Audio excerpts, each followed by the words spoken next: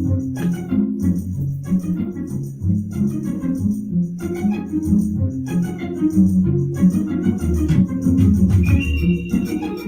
anticipate in the next 10 to 12 years, approximately 86 million Hispanics coming into the United States and 41 million Asians.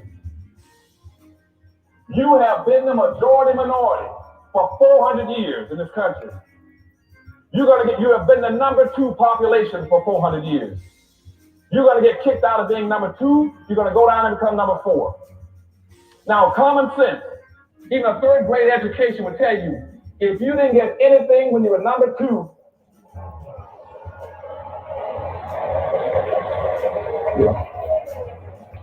you all jumped ahead of me, but anyway, you can guess what you're going to get when you become number 4. President Biden, do you support reparations?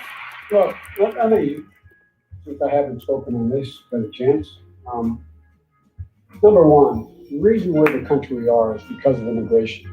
We've been able to cherry pick the best from every single kind. The people who come here have determination, resilience. They are ready to stand up and work like the devil. We have 24 of every 100 children in our school today is Hispanic. The idea that we are going to walk away and not provide every opportunity for them is that not only stupid and immoral, but it's bad for America. They are the future of America. Systemic racism that has plagued our nation for far, far too long. I said that over the course of the past year that the blinders have been taken off the nation, the American people. But what many Americans didn't see or had simply refused to see couldn't be ignored. Those 8 minutes and 46 seconds that took George Floyd's life opened the eyes of millions of Americans and millions of people around all over the world. It was the knee on the neck of justice, and it wouldn't be forgotten. It's not white Americans' fault, but just a fact. At the very same time that America refused. Good evening on the West Coast. Good evening in the mountain. Good evening in the central. Good evening on the East Coast. You know exactly who it is, family. It's been a long time, family, but it's so great to be back in your midst. Yes, it's Angela Nirvana, your hostess with the mostest on the reparationist perspective, bringing you those Adocs hot topics and making the case for reparations, making the case for weaponizing our vote and socializing our suffering. And today, family, it's been a long time. I know. I went on vacation to Hawaii. Shout out to Miss Powell. Shout out to Terry Lewis. And those of you who have yet to chat where you're slinging bricks from, good evening. Yes, I went to Hawaii for my daughter's 17th birthday. And I've just been in a Kona state of mind, family. It's been a long time, and I do believe my last show was with the very lovely Rosita, Chatonda. I do believe that was when I went live last. And I just decided, family, I needed a break. Y'all know how it is. But see, the movement takes catnaps, right? So I wasn't in this space, but I've been getting it in with my other comrades in the DMV, in Cali, for the nation, family. Because you've got some hardcore workers in this movement. I'm not going to name them because they move in, they move in stealth mode, right? So I'm not going to name names, and I'm going to try to be a little bit more stealth because I get excited. And y'all know I was born to talk, so I get diary of the mouth, and I start going on about the things that are going down, and we just can't let the left hand know what the right hand is doing, family. You know how it is. The haters are real. They're out here, and they don't all wish us well, family. As a matter of fact, I've learned we've got more enemies than we do allies. Shout out to my allies all over the world that tune in, either live or catch the show afterwards. I so appreciate my allies, our allies, because we need them. Don't get it twisted. We need everybody in this fight slinging bricks. And Miss Rosita is here again, you know, in what I hope to be my premiere of the big comeback, okay?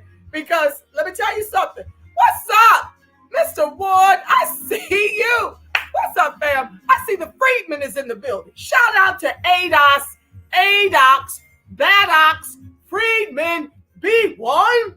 Shout out to all of you, family, because you know I got nothing but love for each and every one of you. Yes, I do.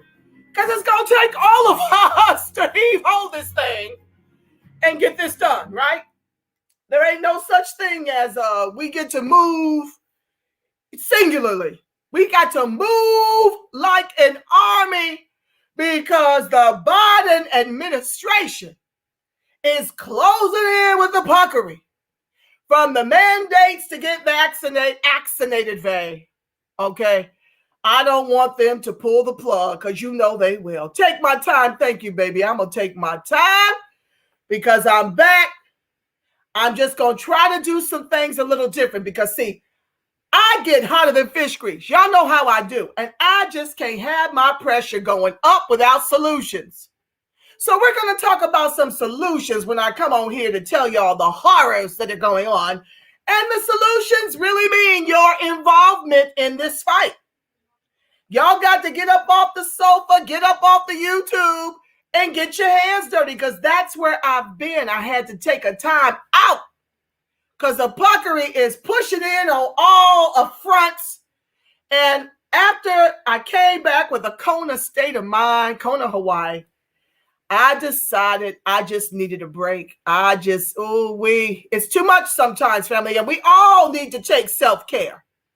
Okay, and I'm going to give you some tips on how to do that towards the end of the show because I don't want to belabor Miss Rosita Chatonda because she's on the East Coast honoring us with her presence this evening to talk about the boule puckery. That's right. We got black white supremacists amongst us, family, that don't mean us well. And they've been up to their shenanigans in the blueprint called Chicago, you see. Yeah. Disrupting our teachers and kicking them out and leaving our babies to their own devices when we all know black teachers are the secondary mothers and fathers of our children who are growing up in very distressful projects in the name of gentrification. But let me not get ahead of myself. I thank you one and all. Please like, share, subscribe, turn on your notifications. Let me put my banner up so y'all can see how to show your love if you choose to. It's not required, but I am grateful to those of you, and I haven't asked your permission to give your name, but you know who you are, that give to my work, whether I'm live or whether I'm in the trenches. I thank you so much. Oh my God, the fact that you choose to tithe into the reparationist perspective because you support this work that I'm doing with my tribes. We've all kind of gone out to do our own thing, sort of, kind of. But guess what? We all on that reparations, okay? So I thank you so much for giving as generously as you do every month, like you're tithing into the church. What's up? Lineage First, I see you. Yeah, my Cash App is scrolling through there, fam. If you can pick it up. Sam, a.k.a. the Kalesi. Oh, y'all gonna make me bring my fan out. Y'all showing love. I just advertised the show a couple hours ago. Y'all in the building. These are my soldier show. Welcome. Okay, let me bring her up. Miss Rosita Chatonda. Hello, how are you? Blessed and unstoppable. Baby, how you doing? I'm great. How are you? Blessed and unstoppable, doll. You know, we in this work. We in the trenches getting it done. Yes. Well, we're back with more education news. What's going on in Chicago and across the country? A lot of interesting things going on in Chi-Town. A lot of historical mistakes have been made, and we don't seem to be able to recover from them. So I want to talk today about many of the issues that face us. It's us against us. So we have yeah, it's our community, and we've been knowing this for years. We Oh, yeah. watched it transpire, and it's just to the point where we have nothing left here in Chicago. And so, what is going on is that people have come into the system, and that they have benefited. After the civil rights movement, the doors were kind of knocked down for people to rise. And what I say is, if you didn't get that opportunity to rise at that time, a large group of us, like we say, the talented 10, rushed in, and we were able to take advantage of the opportunities that Dr. King gave his life for, that Malcolm gave their life for, the Medgar, and all the other people that preceded us. What we decided to do when we got in was to make sure nobody else got in. Ain't that And deep, we, sis? yeah, Deep, and it's we, deep. yes, and we moved into other spaces. We started forming groups that would discriminate against each other. We started forming certain groups that would alienate each other. It would alienate those who were of lesser means. And is what happened with the Black Boule, the Black Elite, the Black Greeks here. And I'm pretty sure the same thing goes on nationwide, Oh, because yeah. I've been to other places, and it's the same idea. I think it may be more pronounced here in Chicago, due to our ties to Mississippi and the South, that we brought a lot of the boule with us, the attitudes, we all know that certain sororities created the brown paper bag test. And I remember when I first started teaching, my mentor, who was about my color, your color, brown skin, came to me, beautiful woman, most talented, received all kind of awards from the system of white supremacy, the news media here, was celebrated, but could not become a teacher because she was too dark. Her skin was too dark. And she was darker than the brown paper bag, then couldn't pass the test. And I remember her sitting with me and almost in tears and saying how she had to go to Channel 7, which is a white owned, media center here locally, in order to get recognition so that then she could become an educator. Now, that's not that long ago. We're talking about in the 80s and the 90s. And you're talking about less 30 years ago. And this is what happened to her. And the whole idea that the black elite had, even though she had a master's degree in education and had done all that was required of her to sit in that spot, but they decided, hey, we're not. And it wasn't the whites, it was the black elite that blocked her from achieving her dream for years. Wow. Unfortunately, there's a class here, and we're having a class war in Chicago. We're having a class war in Black America. And the class war says that even if you come out and lift your bootstraps, pull yourself up by your bootstrap, there's going to be a group of a vanguard. We're going to say what do we call it? The Black Elite Vanguard that is there to collectively stop you from being able to benefit from the things that you have acquired from your education, from the thing. And then they are there blocking you from rising. So what do we have in Chicago? We have 14,000 Black teachers and I know that I follow the data nationwide, and it's all the same. We're just a larger pool because we're the third largest school district in the country. So we're being a third largest school district. We had a union that was 38,000 in the late 90s. And that 38,000 member union consisted of 45% that was Black. So if we just cut that in half and say 19,000, let's chop off a few more to make it, so that we can be conservative. we're talking about 17,000 African American teachers. And so this was in a period of 20 something years, we're down to 4. Now we are, and as you talked about, we are no longer the number 2 minority.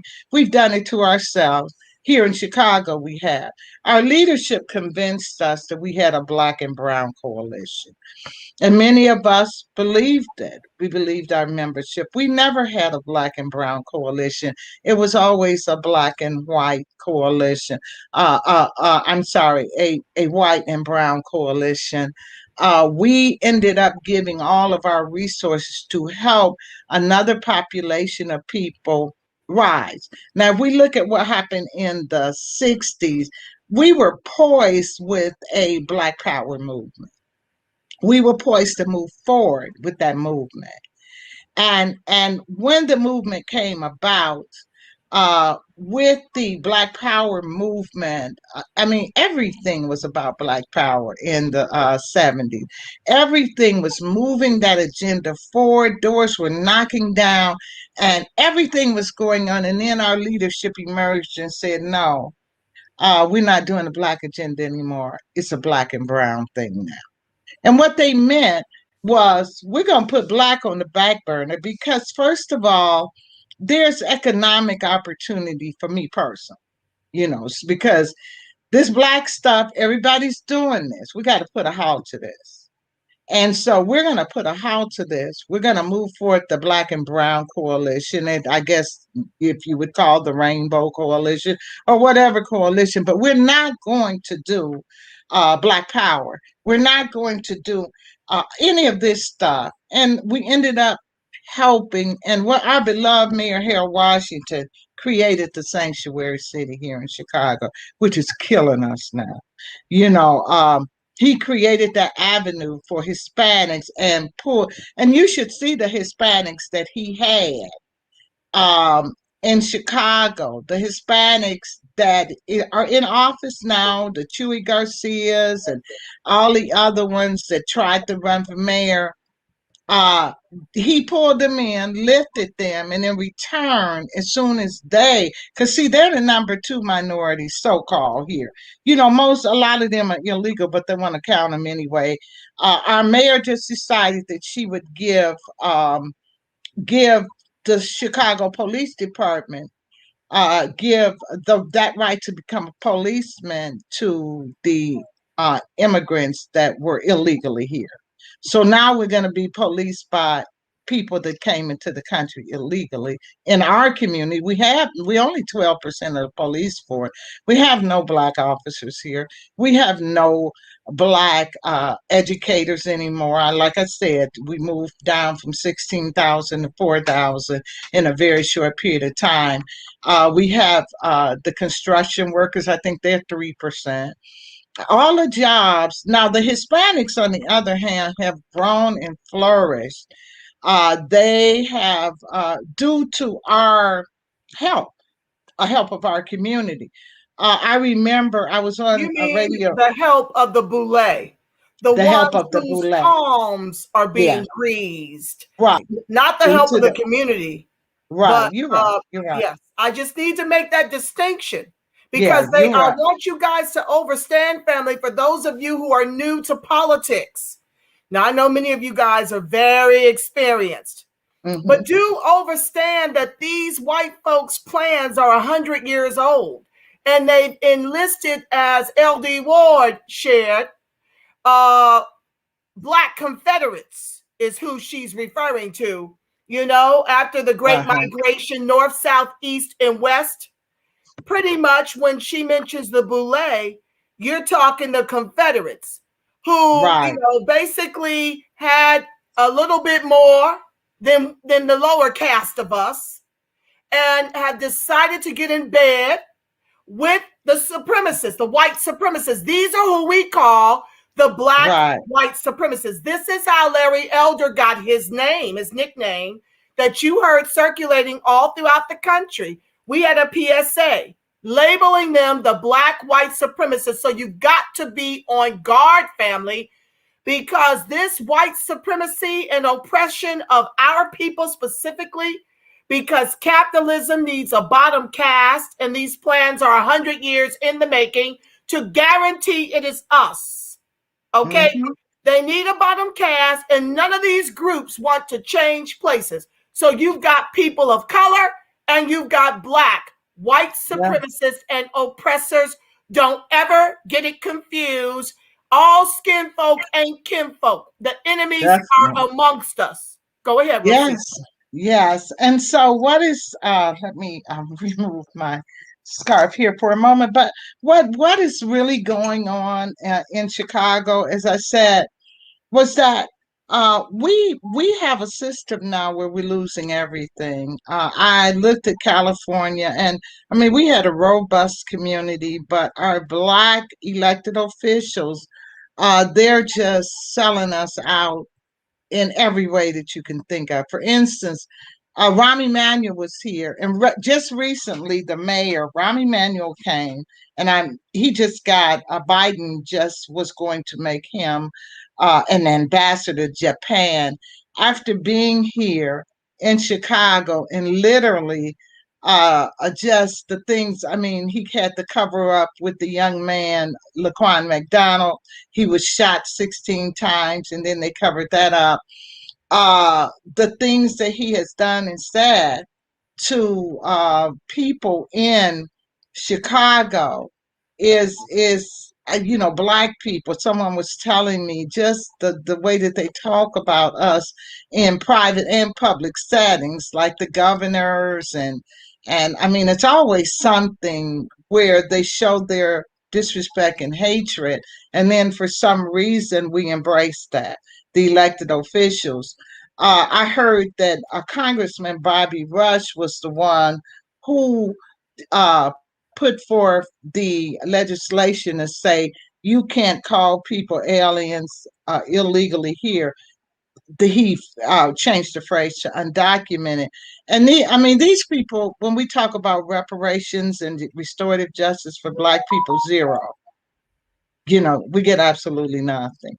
And we're voting them in, and they're refusing to do anything to help only the Hispanics.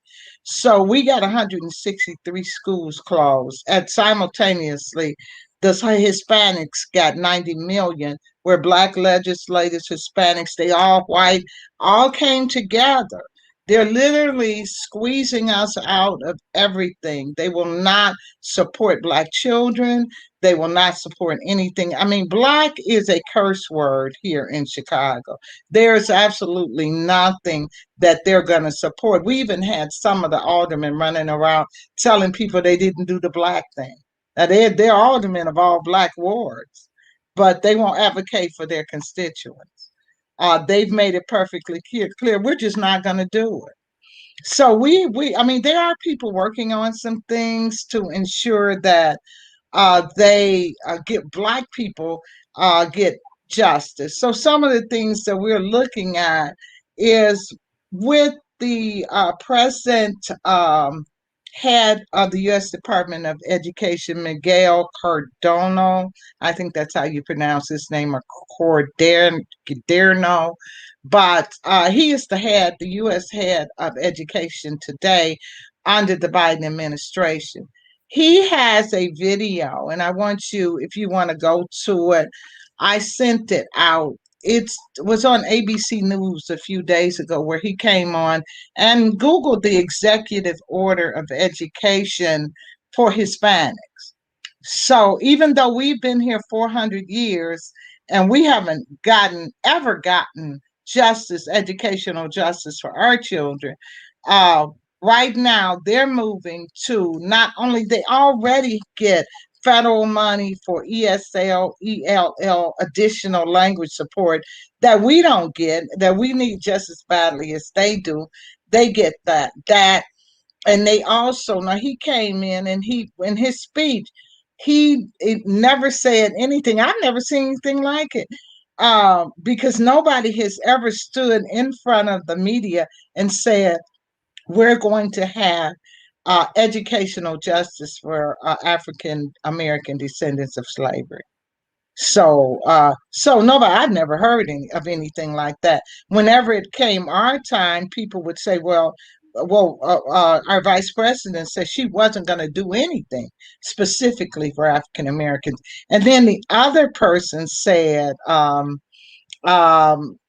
she said she wasn't going to do anything. And when the first Black president was in, he stated that he was president for everyone and not just for Black people. But this Hispanic guy he didn't mention anyone. He let everybody know we're moving on the Hispanic agenda. Boom. That's it. We are not talking about anything else. So we're moving on that. And so that is what we're talking about with that. It appears, did you invite Pat to speak on it? No, I had invited Francis and Brian, but Pat, I'm not sure where she is at this point. I just brought her upstairs. Pat, can you hear me? Oh, she's on mute. I can hear you. Okay. Can you hear me? Yeah, but I can't see you. I can see her. She's out of frame. Okay. I'm not sure. Okay. Oh, that's better now. If you shopping, I was trying to be here with you. I'll join you, but I had to go pick up some pharmacy. I was in a car accident on the 15th. Okay. Don't bring her on because she's out. I was. Pat, you can watch it on YouTube. Check your Facebook page. Check your Facebook page because we're on YouTube. Just you can watch it from Facebook. Okay. Oh, she's a guest. I thought she was one of the speakers. Did you want me to share out, Rosita, or no? No, she can just watch. Yeah, if you can watch the show because it's hard to really hear or see you, but maybe we can have you back at another time. Huh? Okay, sweetheart. I'm going to remove her, bring her down to the lobby. Okay, sorry about that. I thought she was a speaker. But you know what, Rosita, it is just unconscionable what's happening. Like I said, these plans are about 100 years in the making. Oftentimes I feel like we are out of time. I want to ask you because I do have to leave in about 1 hour to take my daughter to a football game. Lord have mercy. You know, we got to wear all the hats. But I wanted to ask you about this article where I saw that, hold on one second. I saw that, let me read the title to you. Oh God, where'd it go? This article was talking about, oh, here it is. Teachers discrimination lawsuit over CPS turnaround policy cleared for trial. It looks like y'all going to trial. It says CTU President Jesse Sharkey said potential compensation over the firings would constitute reparations, which I hate how they water down reparations. I'm going to give you the definition of reparations per our. Well, this is what we have to fight with the Chicago Teachers Union. The left, very left socialist agenda that the union, Jesse Sharkey, it's, you know, have you ever seen white leftists that are even more racist than the KKK? You know, but they feel like they control the narrative. And so that lawsuit is set for trial. I'm not sure how that's going to go. I resent the fact that he's calling it reparations. I mean, how dare you? Because it's only a very small percentage of teachers. You have 14,000 teachers out, and you think that if you get restorative justice for 200, that's reparations? So, you know, this is the kind of nonsense that the Chicago Teachers Union is on. They know we do have a lawsuit, and that's what I wanted to say. I actually had planned to bring our PSA up because we have a lawsuit with cause teachers that represents the 14,000 Black teachers that have been fired. We are now collecting, so if anyone is out there and you've been terminated from CPS, we do have a lawsuit that we're working on and we're looking for about 20 more people to sign on. We have quite a few people that have already signed our complaint. And so we'll be going to the U.S. Department of Justice on this. The only reason why they did this at CTU, every time they heard about us doing this lawsuit in December. Well, they have more resources than we do. They have lawyers. So they moved ahead to jump in front of us. This is a strategy. Every time we try to move forward as Black people, the Jewish media and CTU leadership, they jump in front of us and try to Sabotage. sabotage or turn the narrative, Of to course. That's what twist they're it doing with reparations. and control it. So they want to control it. They don't want us to stand up or be victorious in fighting it's as if we're slaves. Like, we can't do anything. And excuse me, let me turn this off. We can't do anything. We can't do anything without their permission. It's like they're going to file a lawsuit. Well, we'll show them we have the money, we have the power of the union, we have a $30 million budget, and they have nothing. Well, we can go to our friends, the media. They look like us, they don't look like them. So our friends in the media and that includes the Black media. That's why we're on here tonight. They're going to, even on Black radio, there used to be a guy named Philip Jackson, Black Star, that he really, in Chicago, whenever we would need to come on and talk about education, we were on his show educating the people, but he passed away. And even though his show still exists, he's gone. And so they don't push any of the agendas that he was promoting. It's something totally different now. So we don't have that. We don't have that venue that says we can help us to get our word out. We've had a few people on a few shows on Black radio that have worked with us, but for the most part, they don't. And so we're on our own. Cause Teachers is a group of people, and we're on our own. We are pushing our own agenda. It takes us a little bit longer because most of us were working and we don't have the resources. We're looking for attorneys to help. We're filing pro bono. We have a wonderful group of cause teachers, and they work behind the scenes, and they contribute their money and effort to move this education agenda forward. We have our lawsuit, which is our premier. But we're also advocating, and I'm hoping they're doing this around the country, we're advocating for educational justice for our Adocs children.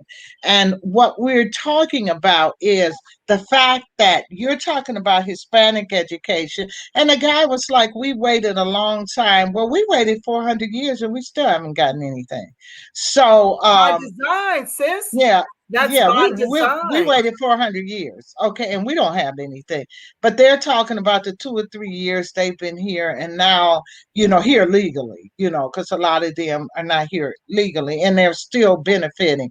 The schools that you see, they have brand new schools. Our schools are so old and sweaty and mildewy and asbestos laden that's what our children sit in. No air conditioner, sweaty buildings, and they get the new building. When we got 163 schools closed in the Black community by Rom, the legislators signed off to give them $90 million to open up brand new buildings. We couldn't get anything. Nobody advocated for our children. And when the reason why Rahm Emanuel was able to close 50 schools. Not to advocate. These Boulay are paid not to advocate for our children. Yeah. Go ahead. And the Chicago Teachers Union that you talked about, they're the reason why Ron was able to close 50 schools, and these same people that they're advocating for. And I give it to Jesse. He's trying to do something. But the reason why those teachers were fired was because of the CTU. The CTU under Karen Lewis gave away their seniority and economic layouts, which meant that Rahm Emanuel could go into any school, close down 100 schools at one time, and just say, I don't have any money. Before the legislators and the CTU signed away teacher seniority and economic layouts, those teachers could have never been fired like that. They could have never gone to the unemployment line because and I'm wondering if they're going to win this case because the union actually had its hand in getting those teachers fired. And so now that Karen Lewis has passed away and no longer with us, and Jesse Sharkey is the president, what they're trying to do is repair some of the damage that Karen did by signing the bill, Senate Bill 7, that union busting bill. They're trying, and I appreciate that, but they're not being honest about it. So what they're doing is leading these Black teachers on. The nerve of him to say it's reparations, and then stuff like this goes out all over the country. And this white man is talking about how he's going to ignore 14,000 Black educators fired to give compensation to 200 or 300. And here's the thing. He's filing this lawsuit, and the lawsuit says turnaround schools. The lawsuit is a turnaround schools lawsuit. It is not a Black teacher lawsuit. And what that means. Please explain to my audience what CTU means and what turnaround means, please. Chicago Teachers Union is CTU, the local caucus from the American Federation of Teachers that runs the teachers union here. And excuse me, that the same 14,000 that they laid off and fired paid into when they were teachers. Yeah. The same union that is supposed to protect them. And family, this is what happens as well. Don't lose your thought, Rosita. I got to jump in when my thoughts come or I'll lose it. But this is when you go to corporate America, right? And you're supposed to have, what's it called? You're supposed to have, what is the name of the segment that's supposed to protect you? That you're supposed to go and report any injury. I don't know why the name fails me right now. Maybe because I'm too hot. But there are factions in place in these corporations that you're supposed to be able to turn to. If my illustrious audience can tell me what that's called, because I'm having a brain freeze right now. But in the same way, they've got unions that they pay into for protection. You're supposed to be able to go to this specific division to get some reprieve, some protections. When all due process rights. When all the while these same entities are there not to protect you, family. Right. But to they're protect there to protect the corporation. Yes. So you go in there and you spill your heart out about the issues you're having with your management. Yes. And they in turn come up, EEOC, thank you, that's one of them. Right. It's not the EEOC. I'm talking about the ones that are inside the companies. And I know some of you guys work federally. Well, I mean, there is EEOC. There is EEOC, but I'm talking about within every major corporation, there's a division that when you're having issues, you should be able to call on the hotline and say, I'm having issues with this particular manager. They've done X, Y, and Z. You report that to them and you find yourself set up to be terminated ultimately is what they're doing with that information. They're not using it to get the manager who's racist against you in check. They're weaponizing your stories about what you tell them to get rid of you. Yes, that's exactly how it works. So that's what the union has done. The union, if you didn't catch it from Miss Rosita, 14,000 teachers paid into the union. The union and the Black BAAAACCCKKK, Niggerati is what I call them affectionately. HR, thank you, Cynthia Adeyemi. Yes, HR, Human Resources Department. Right. Thank you, Lord. I'm so glad I have a smart audience. Sometimes I check out. But yeah, in the same way HR is supposed to protect you, but they're there really to protect the employer, That's the same way the union did the 14,000 Black teachers. Yes. They were complicit in making sure they cost them their jobs. Now they're sitting up here pretending in this lawsuit. I'm seeing this article, and this is what happens to most of us, right? We see an article like that, and we think, finally, 14,000 teachers are able to go to trial on these issues of wrongful termination. And I mean, you can look at the prior shows with Miss Rosita. They were coming up with everything in the kitchen sink to get rid of folks. It was unconscionable, the lies they were telling to get rid of our teachers, who were our secondary parents in the distressed communities where they really didn't have any parents, right? Like parents may be overworked. These teachers were there to care for them. So the union is now pretending to give a damn when they're the ones that untethered the teachers and got them terminated in the first place. Go ahead. That's exactly what happened. And it's I talked to people in Washington, and they're part of cause, Boston, Massachusetts. In fact, one of them just accidentally called me Washington, D.C., California, same thing. It's happening everywhere with this particular, because I mean, they're playing on our being naive and our ignorance. And so, and I know because I was a victim of it. I had no idea when I saw this caucus called CORE, C-O-R-E, caucus. They looked, I mean, they were far left, predominantly young white. They were talking all this revolutionary stuff. I had never seen that in years. I joined them, and I organized, and we got Karen Lewis elected, and we went in schools. And as soon as they got elected, I remember being at the board meeting, and they were this raucous group, and they wouldn't speak to us. The same people that the Patricia, the girl that came on, was out in the cold delivering, they wouldn't speak to us. And I thought, oh my God, what is going on? And then I met in groups with them, and they were calling their own caucus members crazy, and the leadership. And they were talking about how they had to we couldn't be bothered with those crazy people. Now, these are the people that got them elected.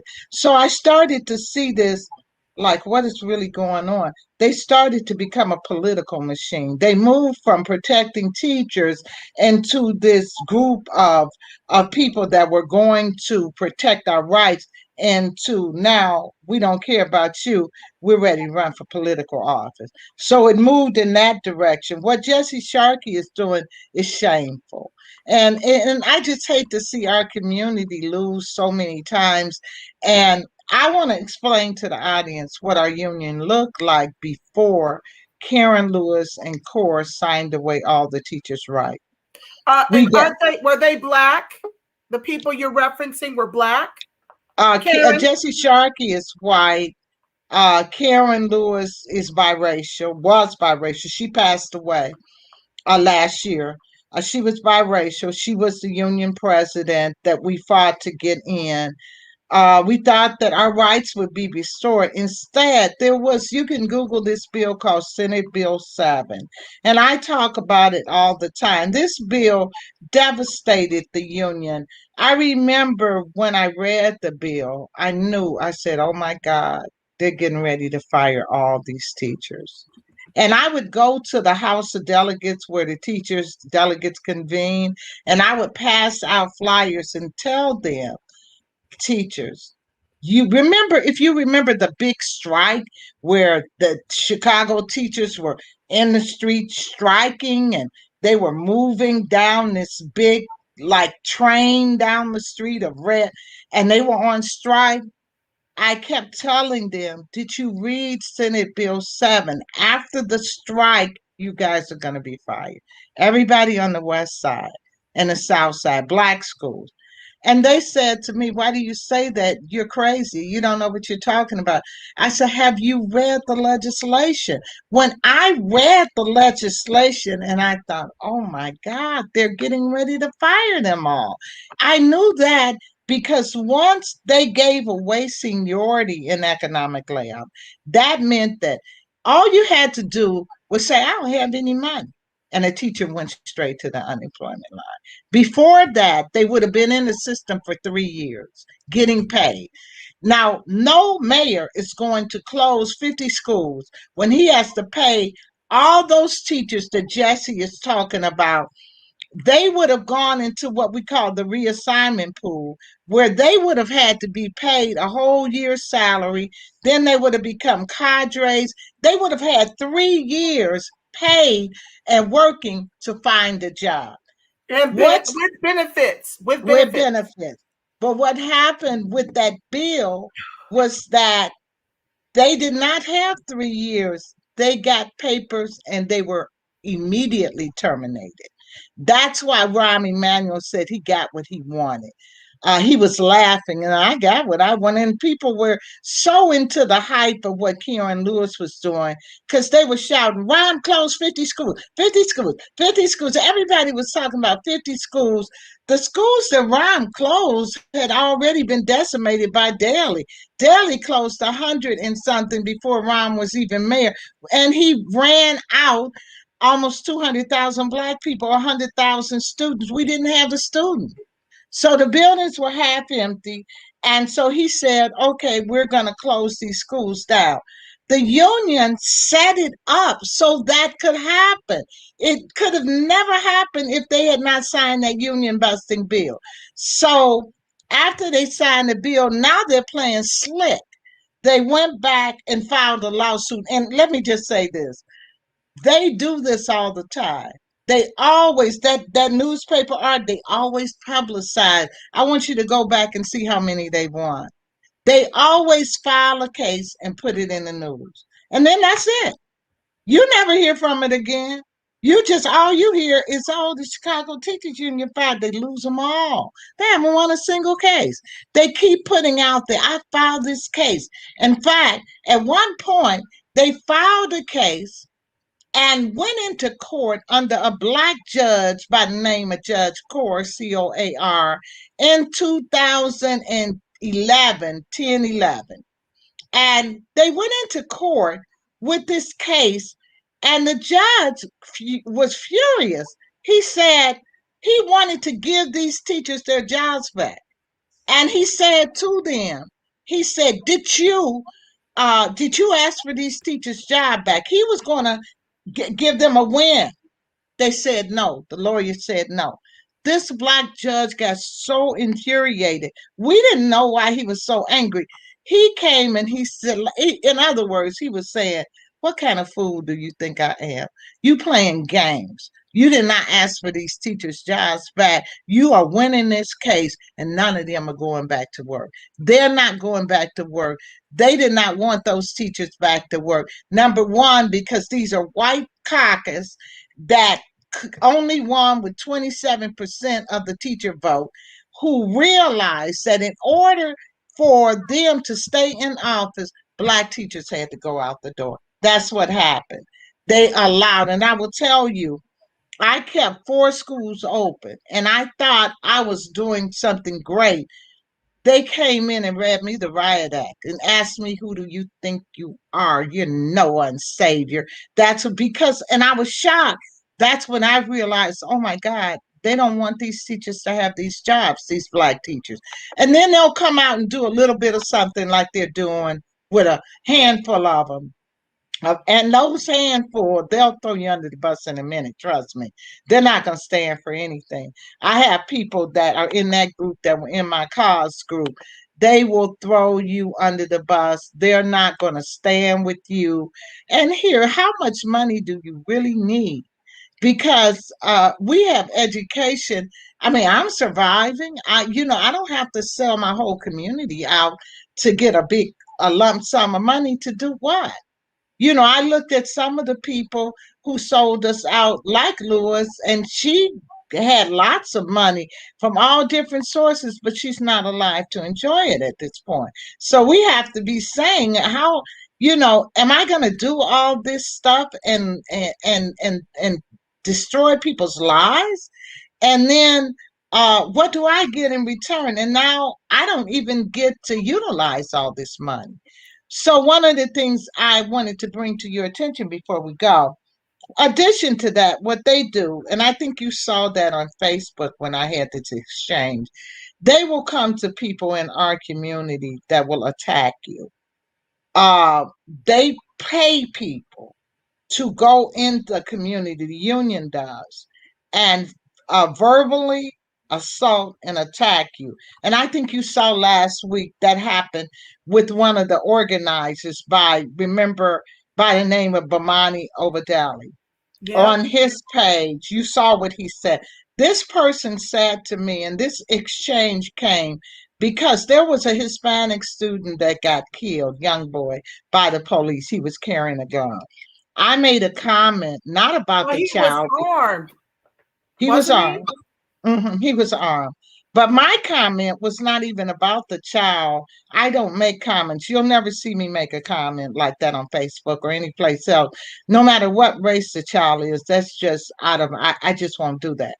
I made a comment about carrying guns. I was surprised he came back and he started this vicious attack on me. You no good, rotten, no good teacher, you this. And he was just all of these really vicious words. And I was I said, wow. And then he went on to say, your father should have ejaculated, excuse my expression, this is what he wrote, in a napkin and threw it in the garbage. Yeah. So when I told him that he had not apologized, because we kind of run in the same crowd of people, and I don't know him though. He came back on and said, no, I'm not going to apologize to you. I'll even say more. And he began, this is what, these people are paid to do this. Yeah. They're paid to attack. He indicated that he worked at a school that I worked at. That's not true. I was long gone from that school. I never worked in any building with him. He does not know me. He does not know anything about me. But that's the kind of stuff they're doing. They're putting on Facebook. And they get paid. In addition to that, I did some research on the people that are feeding him this. And of course, they're all AKAs. They're all from this little set of sorority-minded Black women. None of them have children. There's some sick people. And then they have to pay, like with those sororities, you have to pay $2,000 or so a year. And I don't have a problem with the Black Greeks, but I'm not interested in it. And so I don't feel like if just because I have an education, I've done what I need to do. I should not have to join your teacher gang, your sorority in order to survive in the system. I should be able to use the credentials that I worked and earned to qualify me for the job. I shouldn't have to come to you and have you haze me. I shouldn't have to have you abuse me so that I can work in one of these buildings. And when the Black teachers got fired here, the ones that survived, the Greek principals came and got the Black Greek teachers and hired them. The rest of the people lost their jobs.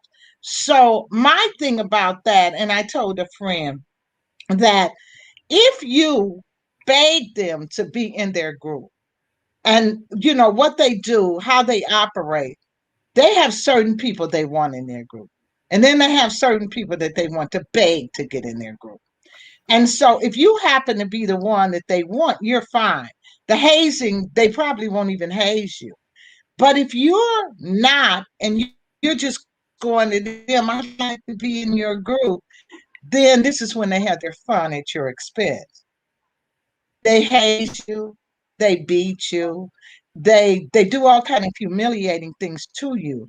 And when they break you and mistreat you like this, because hey, all you wanted to do was joy, they look at you and say, I don't want that one, and you don't know that. So you want to get in, you think they're all that in a bag of chips. And when they look at you and see this is not the kind of person I want. I have a girlfriend, and I'm going to tell you, she tried to haze. She tried to go through. They hazed her. They put something around her eyes and they beat the living crap out of her.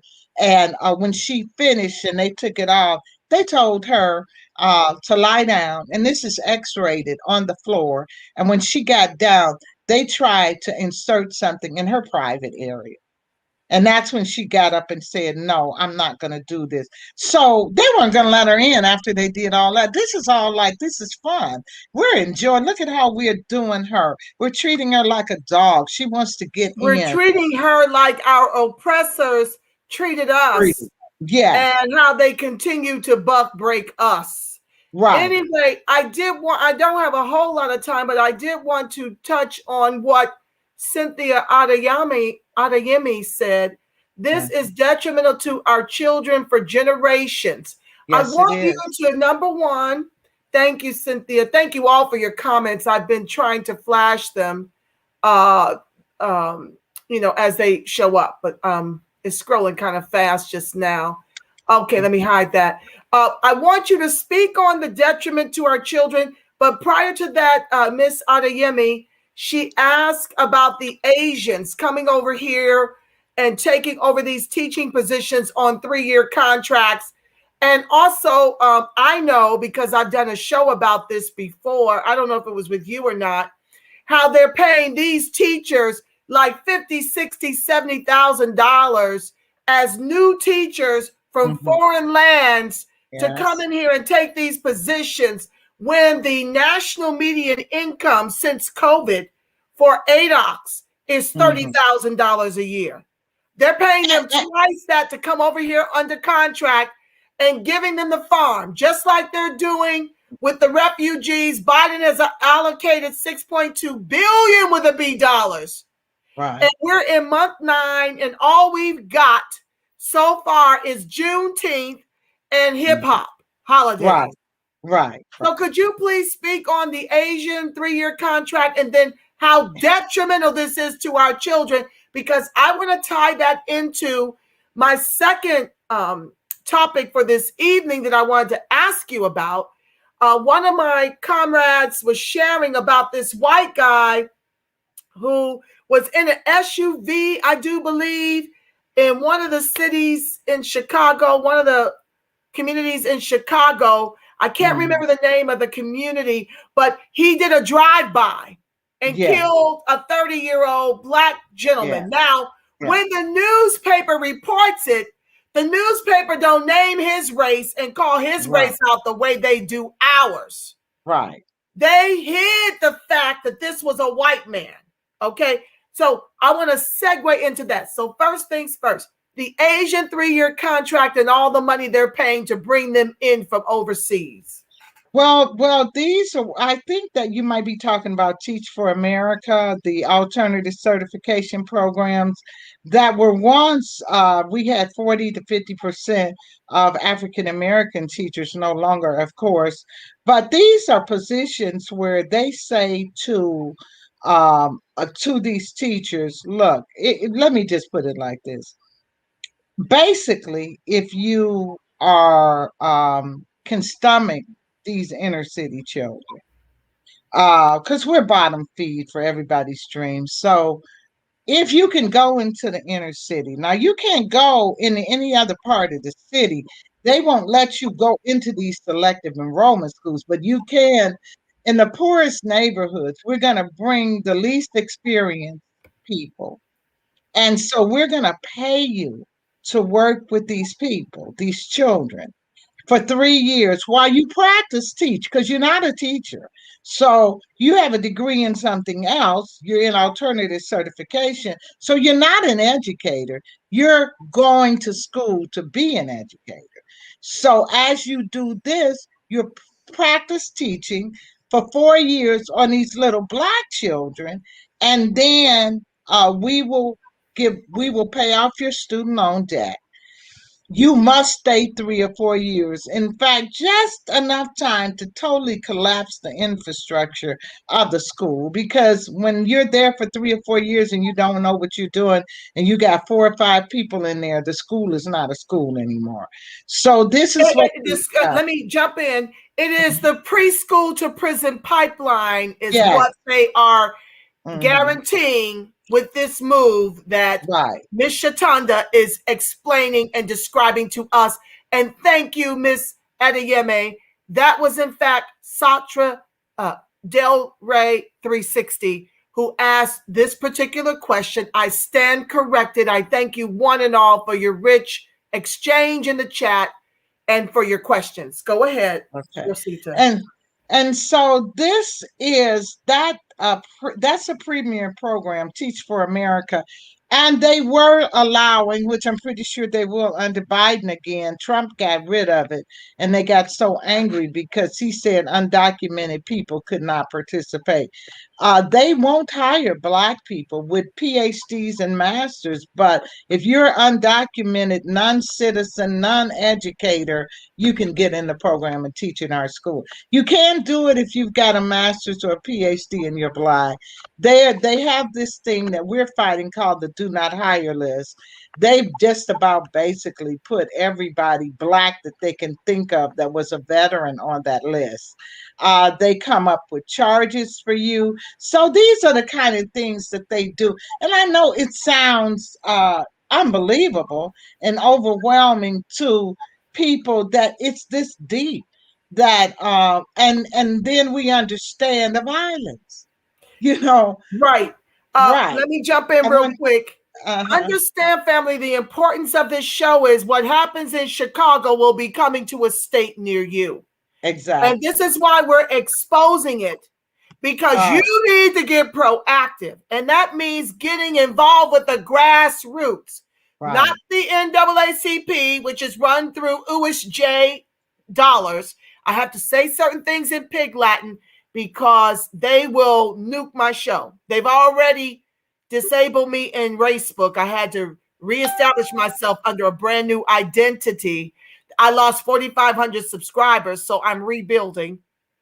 But do know that I have to speak in these ways because they are censoring us so tough. Because we have found a way to build our tribe and make moves legislatively that they are not pleased with. So we keep these topics relevant. Right.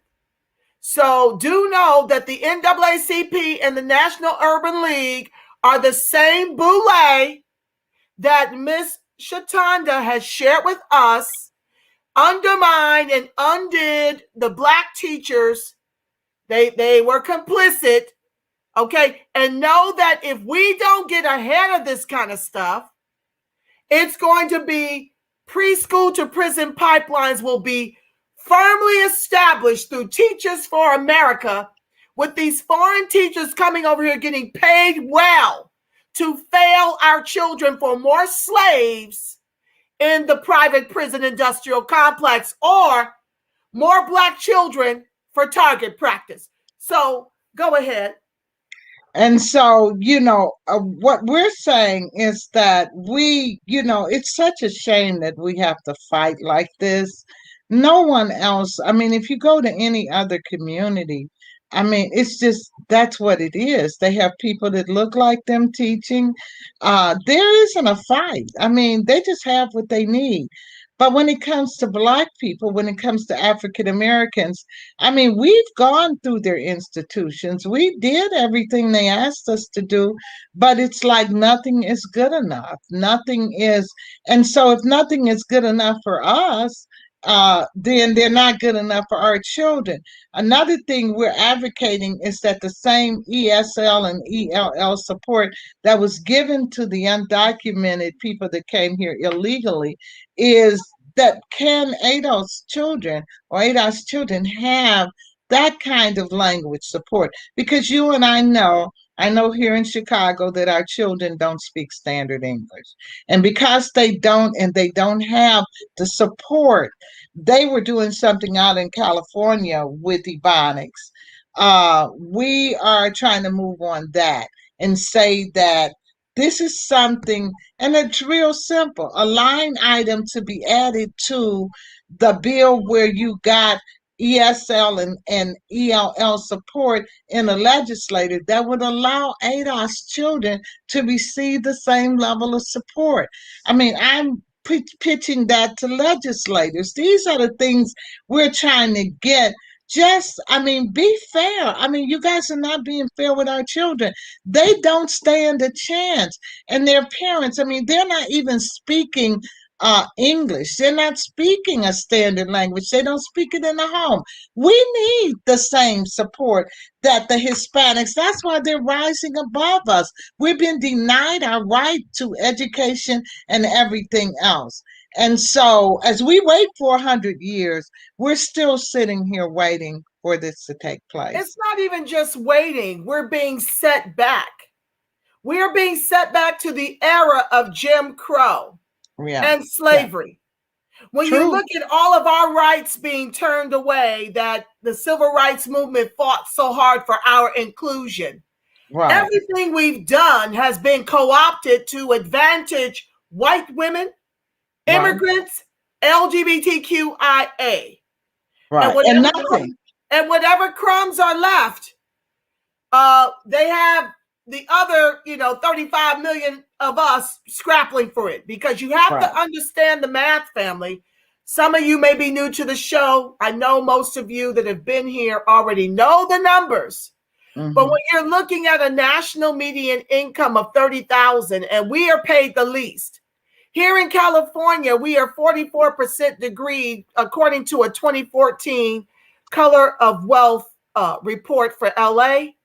Back in 2004 to 2014, we were 44% more degreed. We were 44% degreed to Hispanics, 17% degreed. And yet they were within 3,500 of our income, and our income was the lowest. That's here in California. So now nationally, since the pandemic, I said pandemic, what they've done is they keep pretending like the jobs are out here for us when they know they're weaponizing our affirmative action against us to benefit everyone else. So all of this, we've got jobs galore and you just don't want to work. It is a bold-faced lie. If someone like me with a degree and tons of experience can take a year or longer just to get employment, imagine what's happening to the lesser of us when of our populace, out of 41 million people, maybe 20% of us are degreed. And let me help you understand something else. Even our degreed are being replaced. You see, folks think it's just about Hispanic orange pickers. No, they're running the show. And folks want to silence you and call you xenophobic when you call it out. Well, I promise you, we already too late to not discuss this. It's got to be loud and in living color that these folks are running government jobs and they're running corporate. And so when your beautiful brown educated self goes up in there, God forbid you go up in there like a natural sister with some locks or braids, and they claim out here that it's outlawed to discriminate against your natural hair. How do you know that they did not hire me because of my skin, because of my natural hair? Because how do you know they didn't do it? So how do we sue and hold you accountable? Anywho, I digress. The Hispanics are running it. And we kept telling folks, as California goes, so goes the nation. And that this Hispanic takeover was coming to a city near you in a New York minute. And now I'm hearing it all over the country. And you've got to understand, we're about 40 million in this country. They're around 70 million and growing. And when you add all of the numbers, which I've yet to do, of the immigrants, you're looking at immigrants that are becoming our POC white oppressors. If you thought getting reparations was hard under the very white folks who know the truth, although they lie like a rug about the truth and don't want the truth taught in the schools, this is the very reason. Because you can trust and believe they're not letting just any immigrant in this country. There's a couple of criteria. They must have money. And if they don't, they must hate you. They must hate blackness.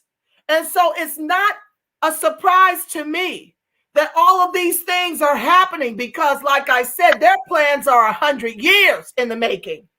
And capitalism needs a bottom cast. And they decided, since Abe Lincoln gave us the emancipation we fought for, because he didn't give that willingly, that was our people putting the pressure on, in the same way all of the new movements on the grassroots level are pushing for reparations. You have to understand that that's what our people did. They stormed the Union camps and insisted on their freedom.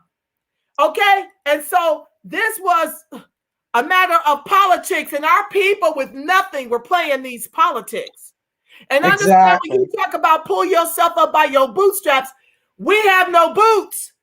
They killed us and stole all of it. And so it's imperative that you understand that it ain't you, family, okay? You might be feeling some kind of way like you're a failure. You went and got your masters and your doctorates and can't get a job. This is by design, because the goal is to neutralize us economically. And now they're coming for our vote. And they are managing to do that, but God is bigger than their tricks. You see, the Latinos ain't for the gay agendas. A-gay. Oop, I can't say that word either. They're not for all this liberal kind of thing that we got going on. So many of them are still conservative.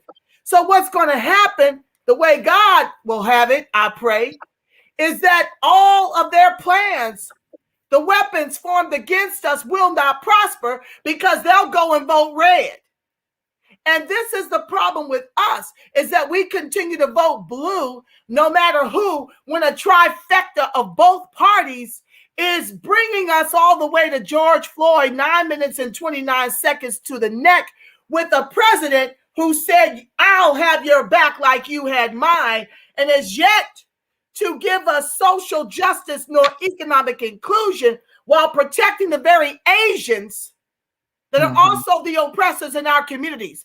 All of this is by design of institutional systemic racism for our specific oppression. These white folks would rather make other folks white before giving us what we're long overdue from our ancestors' free, heinous chattel slave labor, the worst of its kind known to the free world. So do know that this education is about teaching you so you can go and do something about it. Real quick, Rosita, because I got 15 minutes left.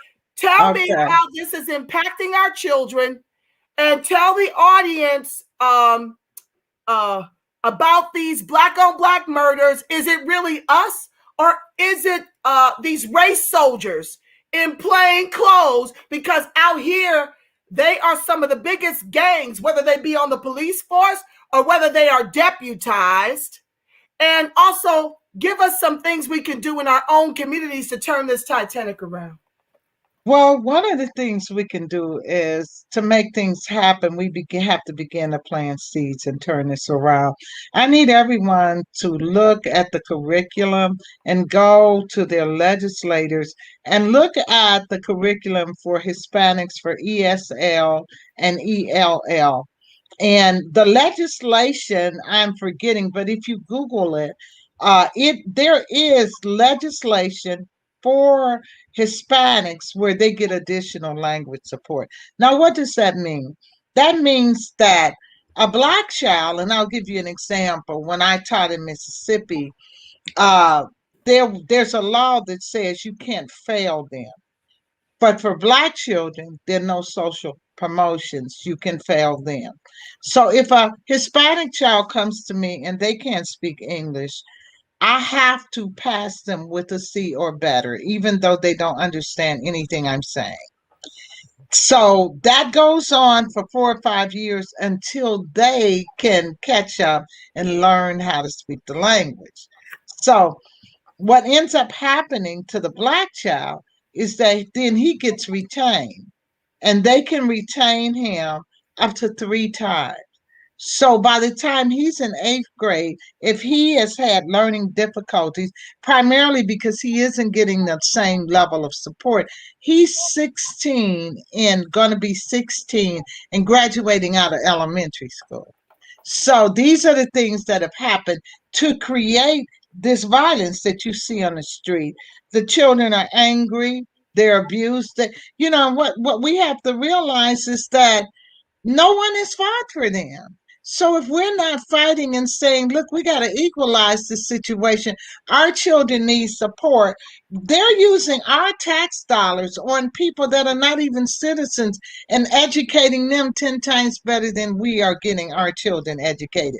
So that's one of the things. If you look at the legislation, go to whatever state you're in and say, look, you passed this legislation, and all the legislation for ESL and ELL was passed because of the civil rights legislation. They used the civil rights cases to get this legislation done. So all we're saying is, can we have a line item that all these services you're giving for the Hispanics, we need the same thing for our children. But so they that's know never, this. They know pardon that. me?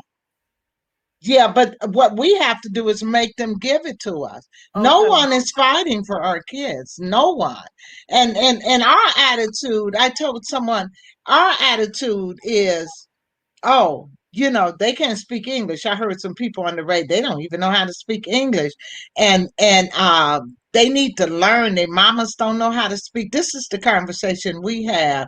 And the conversation the Hispanics have had, it's like our children can't speak English. When they go to America, they need protection. We need to find ways in legislation to make sure that they don't fail 3 times in a 16. You cannot fail them if they don't speak a word of English. If they don't understand anything that I'm saying, you can't fail them. And so our children, on the other hand, have the same limited English proficiency, but you can fail them 3 or 4 times. So is this really fair? Where's the advocacy for them? And what this is linked to is the violence. The children are not stupid. They know they're not being treated fairly. They know they're the bottom feed for everything. They're not crazy. So this is because we as adults, Black adults, haven't done the protection because we're so busy worrying about what their mother did and is their father at home. None of that is your business. We need to advocate for our children like everyone else. So that is number 1. Number 2 is to make sure that you have teacher induction program in your community. We have one that started up here that it says children, those Asians and all those people, no, we don't need them. We need our high schoolers to get an opportunity to become educators. We need them in our schools. We need people that live in the community that add to the economic base. We need them in our schools. That's number 2. That's the second thing we need to advocate for. Thirdly, I'm sorry. Could you? I'm writing this for my audience. Can you tell me number 2 again in a button? Number 2 is teacher induction programs for people who live in the community. The same, like you talked about, Teach for America. Well, we need that same program where they're recruiting people that live in the community to teach in the schools that they in their community. Doesn't that sound? I mean, you live in the community. Why can't you teach there? You pay taxes. You're the homeowner. Why is it that you can't teach in your own community? Somebody from Asia has to come over first of all and try to figure out who you are, looking at you like you got 2 heads, because they don't understand anything about your culture. And they don't even understand English.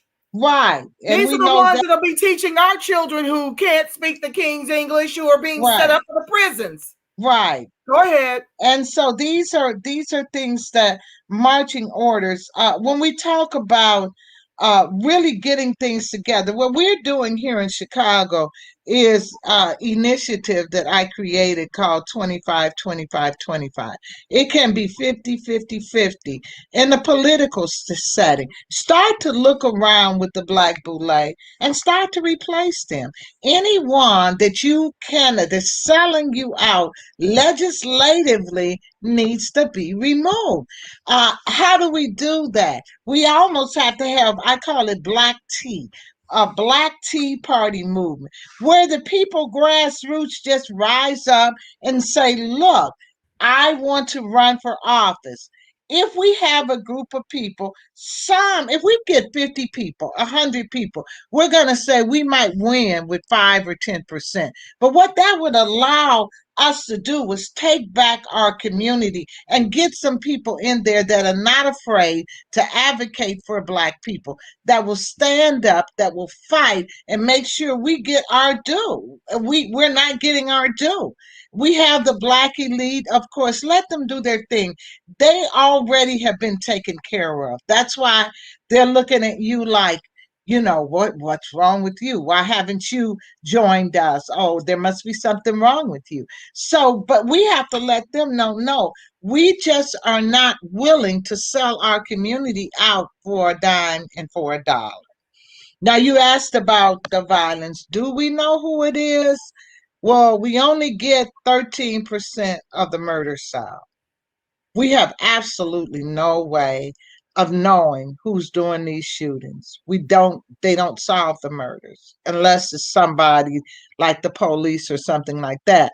And so this is sometimes with a child, if you're lucky, they'll solve that. But these drive-by shootings and stuff, we're not finding it. We don't know who's doing it. But one of my Facebook friends did take a picture of a black SUV with no license plate. You saw that driving around. Of course, I don't know how they drive around with no license plate, because if I go out with my car with anything wrong, I'm going to be pulled over. And this white guy's driving around. And later, like you said, they found out that someone similar that fit the description of the person that saw this guy and was in the same area driving around with these black SUV with no. And then later we find out that this guy that they found, white guy that was shooting people, was living in that area and had a black SUV. So we don't know if it's the same car. Maybe the police, if they care to investigate, will find out. We really don't know who's doing the shootings. It's very hard. One of the things we do know that some of the Black youth are doing some of the killings. We know that. We know they're doing some of the killings. So, but with how criminal the police force is all throughout the country, right? When you think about the origins of the police, these were the slave patrols. You understand? Yes. When you think about it, to me, it just feels very convenient after that post that you're talking about in Racebook. Right. A light went on. What if, in fact, these very slave patrol turned KKK turned cops? Mm-hmm. What if they are the ones, in fact, creating the violence and the mayhem and the executions in our communities and conveniently blaming it on us to justify bigger budgets for the race soldiers and allowing the deputized race soldiers to walk free after they come through and execute us? Exactly. Like, what if it's all a farce? Because it's the same thing they did with the war on drugs, and we found out that the CIA was dropping guns and drugs in our communities to create the crack epidemic and to get more slaves in the private prison industrial complex, because they're not hiring us. So the only other plan they got for our people is prison, where they're paid like 33 cents an hour. Right. So I'm just saying that it just a light bulb went on. And then I saw this article that kind of spoke to what I'm speaking of right now. An article came out in 2014 that talked about how the Giulianis and all these white folks, to me, it was a setup, right, Right. For the author of the 94 crime bill, Jim Crow, Sleepy Creepy Joe, to come up with the crime bill that Clinton executed, because they beat Yes. this stuff like a silent drum. They kept telling the black boule, the Niggerati in charge, that we were killing each other. And if we would just stop, then we wouldn't need to be over policed and we wouldn't need to go to prison. Right. But we weren't killing each other like they claim we're doing now. Back then, that wasn't going down to that degree. And they were the ones to put the drugs in our community. Joe Biden's son had a crack habit. Hunter, to this day. And yet the laws, legislatively, this is where they keep beating us. They're able to create laws to keep their proverbial boot on our necks and then get everyone else to sign on this legislation under the auspice that, well, we have to take the good with the bad. This part of it I wanted and that part I didn't, but I had to vote yes. Yeah. I hear you. So that's what made me think, if they're failing them in the schools and they've got this genocidal plan to genocide us specifically, wouldn't it stand to reason that they're the ones driving around in tinted windows, executing the blacks in Chicago and blaming it on gang violence? Aren't they the biggest gangs from their inception? Well, we like I said, we don't know who's doing it. That we've been told that it's supposedly gangs. We have no idea. I can't believe that it's that many gangs killing. It's just hard to believe. So we just don't know. It could be, and then in Chicago we have had rival Hispanic gangs as well, because I even had someone in my family that drove a particular place and they tried to shoot them. And just because they were driving near where they were and they were black. So a black male. So I mean, this does happen too. So we don't know who's doing the real murders. We don't know if it's a combination of things, which I think. We don't know if it's all black, but because they don't get solved, it's kind of hard to put your finger on it. But what we do have to do, we have to win our youth back. And we're never going to win our youth back with the attitude that we have.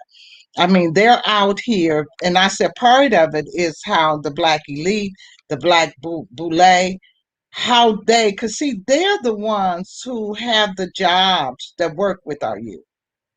And I have worked in settings, and I'm going to tell you, many of them just don't care.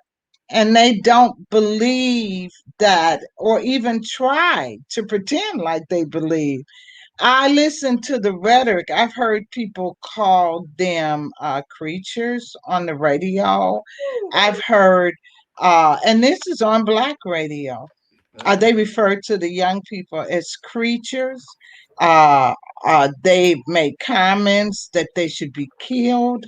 Oh my God. So when you have this group of blacks who are somehow, and I understand the frustration of having communities that are overrun with violence, but you're never going to win by turning on black youth.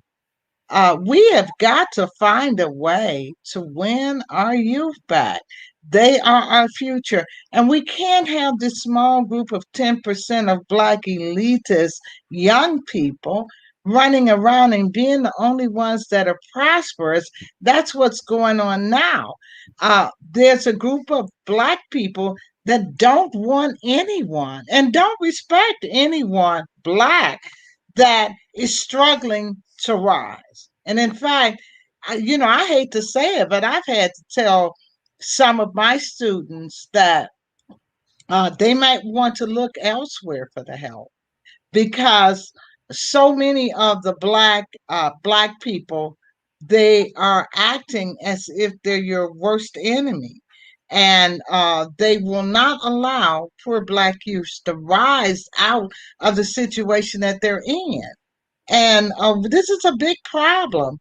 No matter how smart they are, I mean, you could have a brilliant child, and they will get nowhere. The selective enrollment schools is another idea. If you have schools that are basically like Michelle Obama went to, they're for the Black elite. Now, these are public schools that, can you imagine this?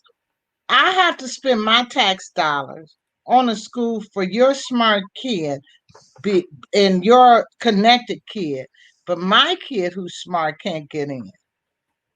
I can't. I have to pay for you to get private education, but I can't benefit from it. So this is what we have, selective enrollment schools here. And so this is a problem. This is what's creating the great divide. But the stuff is so out of control. I don't know if it's too late for us here in Chicago. I just want the rest of the country to know, if these particular policies come, please fight them, because you're going to be like we are. You're going to have a violent, infested community where you're afraid to walk out the door. People don't have jobs. They're being mistreated in every way. The Black professionals who earned the right, they don't have anything to share with you because they've taken everything away from them.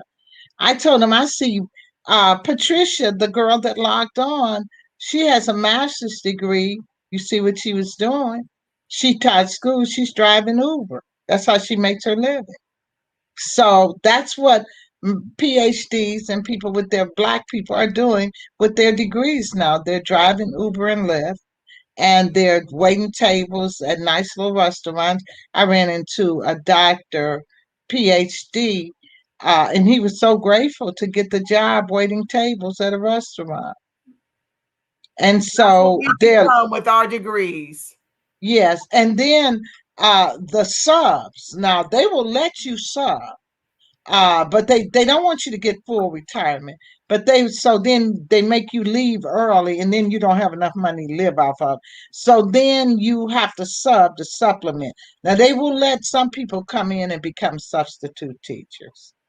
So that is how they play the game, and it's the Black boule.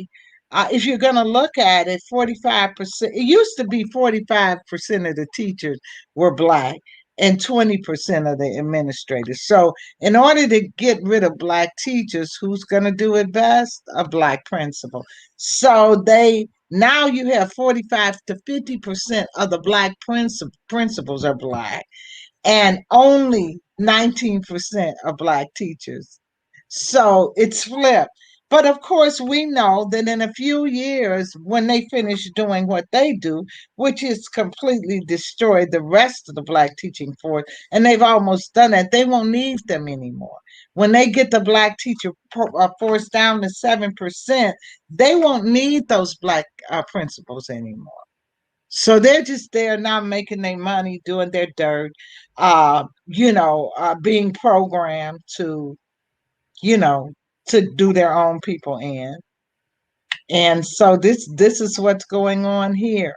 And we have, I said, Chicago, in my viewpoint, is a big Black plantation. We have not left it. The same strategies that they used back then to break us is what's happening here. Yes, we have not. It's all over the country, sis. Yes. We are being gentrified out into extinction.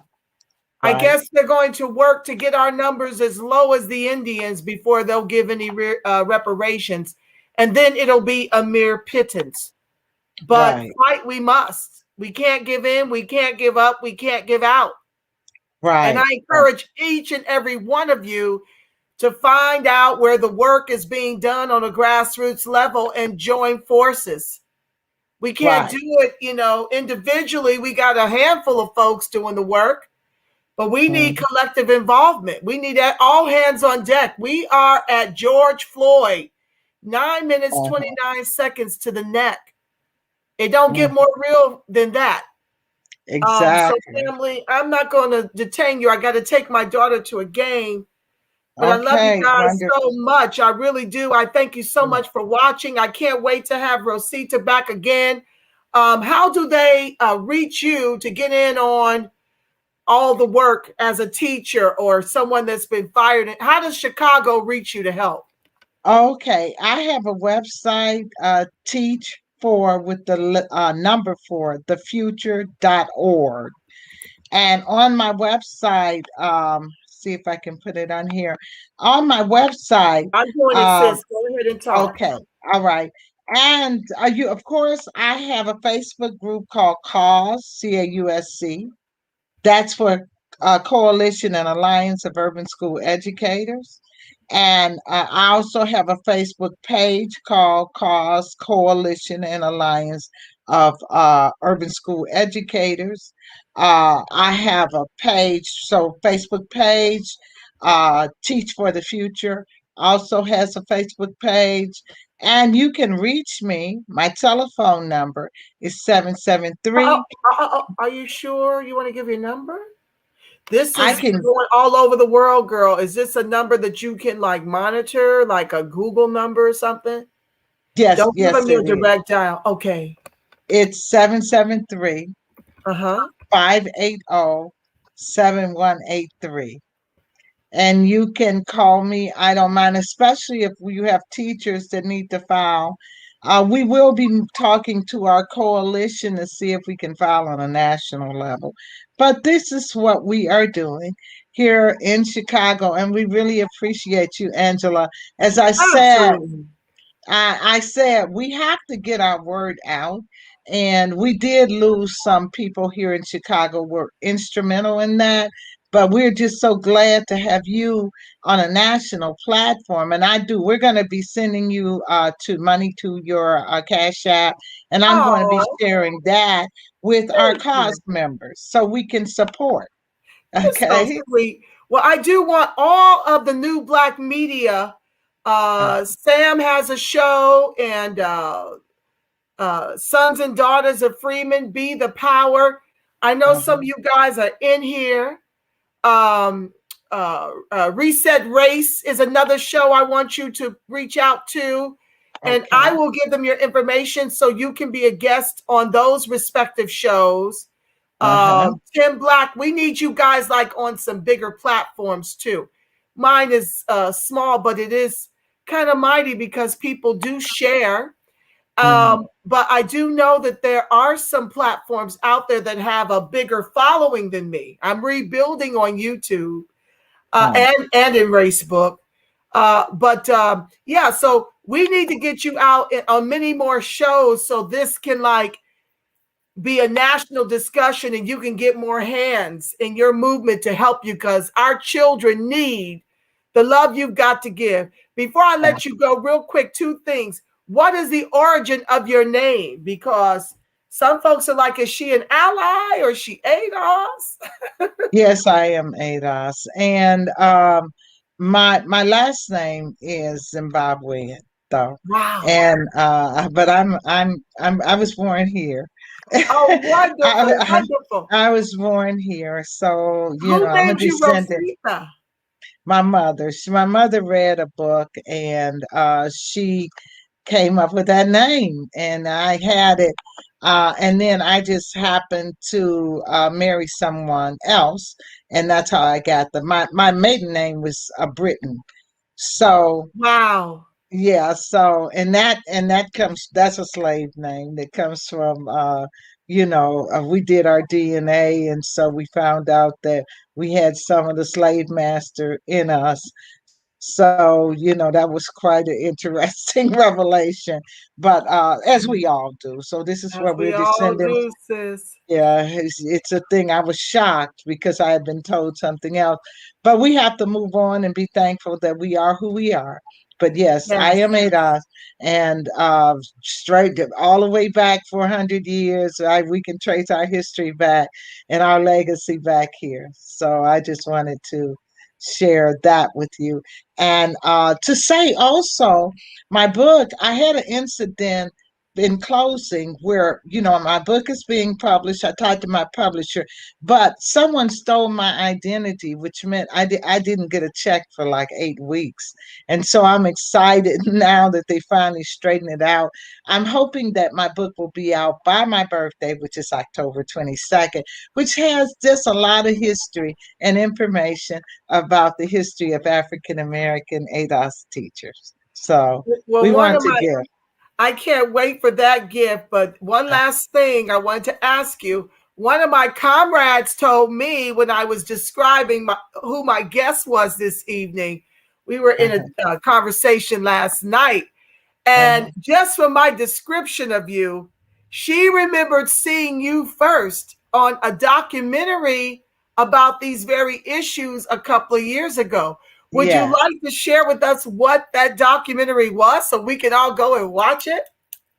Well, I've done quite a few documentaries, so I'm not really sure which one that she's referring to, but we did do an SOS, Saving Our Schools documentary, where we did do that, and it was published as a film.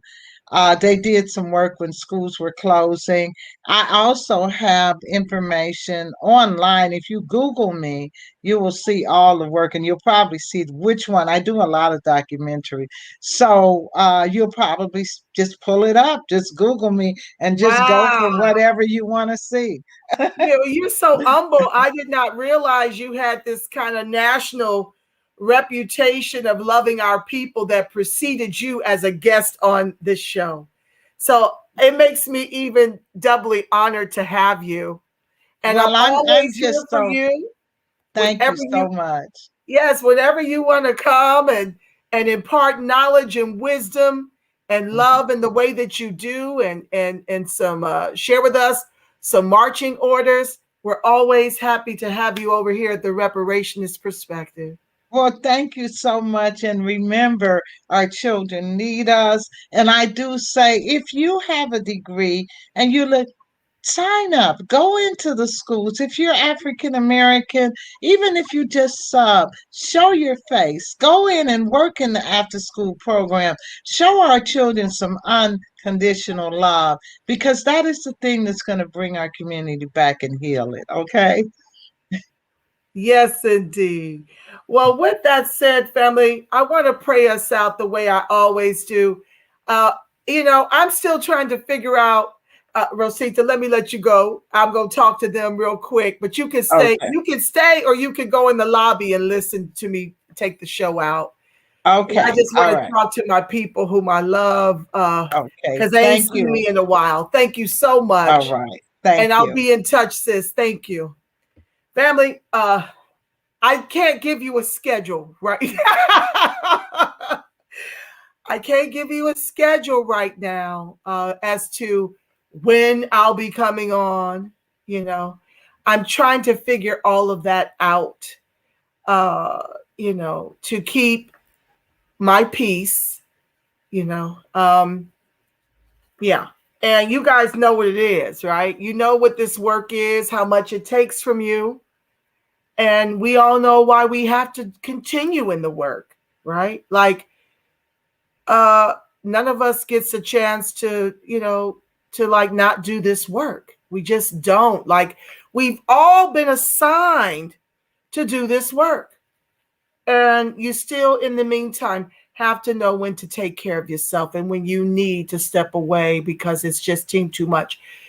I found myself crying on my shows and breaking down and screaming, and it was just too much. So I've got a lot of things in the work for some other ways to balance what I do. I've got a show that I'm doing called For the Love of Adocs and Allies, where I'm going to be dealing with self-love, spirituality a lot, because how Martin Luther King and his tribe got this done was to have a strong connection to the God within themselves, okay? So I have to do that show if I'm going to report on these hot topics. I need to balance it with a spiritual slant because I don't want that to take a back seat to my anger. I've got another show where I'm going to be helping us to mine for money. You know, I've heard that through some of these legislations for the POC and minority, we might be able to get, you know, some shekels out of this particular legislation and set asides for these other groups. So I have to research that. I want to walk us through how to get access to this pandemic money. Quite a few of my comrades, and myself included, have benefited from a lot of the grants and the PPP and all the like. So I want to show us how to get this money in the meantime. You know, Cynthia says your health is your wealth. Angela, take care of yourself. Absolutely, Miss Adeyemi. And it's so wonderful to see you guys. You don't know how much I've missed you. But yeah, I'm going to probably try to do shows this weekend and deal with some of the Facebook posts. That's where some of my richest, you know, articles are that I share. If you want access to me in that space, you'll have to Gmail me at thereperspect@gmail.com. I'll type it. But I want to thank you for just standing in the gap. Many of you have wondered, where in the world is she? I miss your shows. I miss you. And I'm like, I miss you guys too. You know, I love you black and I love you strong. And so I'm going to ease my way back in here, but I will be balancing what I do a little bit more because my inner Christ is my strength. And I don't want for these issues that we are plagued with to be bigger than the God within each and every one of us. I always have to remember our ancestors endured far more. And I've got so much to share with you about the slavery they're still enduring in the South that we knew not of in certain pockets, and how Obama knew about that. I've got to talk with you about these vaccine mandates as Biden flies in more immigrants without requiring that they get the jab, and how he's making concessions for the United States Postal Service and Congress don't have to have the mandates. It's a lot of stuff that we need to go over. So I'm going to do my best to at least come in, you know, Friday through Sunday, you know, pop in and do some shows to get caught up on some of the things I want to share with you and to start digging into some of my new material. One of the books I'm excited to jump into is, sorry, there's noise outside my door. Post-Traumatic Slave Syndrome by Dr. Gary. I can't pronounce her last name. Forgive me. I will master that. But that's a book that I want to explore while teaching some metaphysics, some ways to spiritually stay connected to the truth of who we really are as we fight this gargantuan fight for the people. So I'll be back with some things. I'm taking it one day at a time and trying to work on a weekend schedule, just getting in where I fit. So thank you for tuning in. Please like, share, subscribe, turn on your notifications. Thank you for your love. And with that said, family, let me pray my normal prayer of protection around you, that the light of God surrounds us, the love of God enfolds us, the power of God protects us, and the presence of God watches over us. Wherever Adocs and its allies are, God truly is, because, family, you know it, you are the face of God. You are the voice of God. You are the body temple of the Spirit of the living God. And with that said, family, know that I love you black. I love you so strong. You make it a beautiful, God-inspired rest of your evening until we meet again. Peace.